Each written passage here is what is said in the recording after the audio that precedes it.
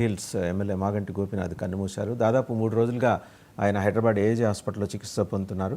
చాలా క్రిటికల్గా ఉంది. నిన్న ఒక దశలో అయితే ఆయన కోలుకుంటారని ఆశాభావం వ్యక్తం చేశారు. కానీ దురదృష్టవశాత్తు ఈరోజు ఉదయం 4:45 కన్నుమూసినట్టు ఏఐజీ అధికారికంగా ప్రకటించింది. శ్వాసకోశ సంబంధమైన ఇబ్బందులతో పాటు డయాలసిస్ మీద ఉన్నారని కూడా చెప్తున్నారు.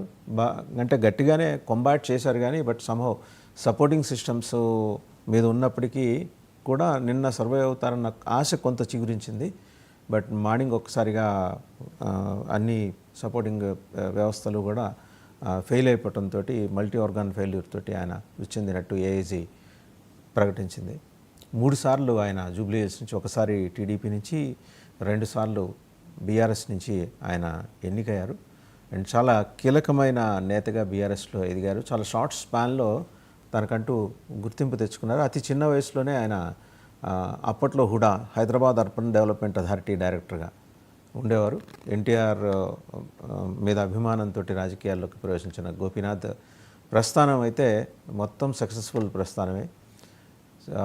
అన్ఫార్చునేట్లీ ఈరోజు ఉదయం ఆయన తీవ్రమైన అనారోగ్యంతో కన్నుమూశారు. ఆయన అభిమానులందరూ కూడా ప్రస్తుతం across the party lines, BRS కావచ్చు, టీడీపీ కావచ్చు, లేకపోతే కాంగ్రెస్ అండ్ ఈవెన్ మజ్లిస్లో కూడా ఆయనకి సన్నిహితంగా ఉన్న ఎమ్మెల్యేలు చాలామంది ఉన్నారు. వాళ్ళందరూ కూడా ఈరోజు ఆయన నివాసానికి చేరుకోబోతున్నారు. So apart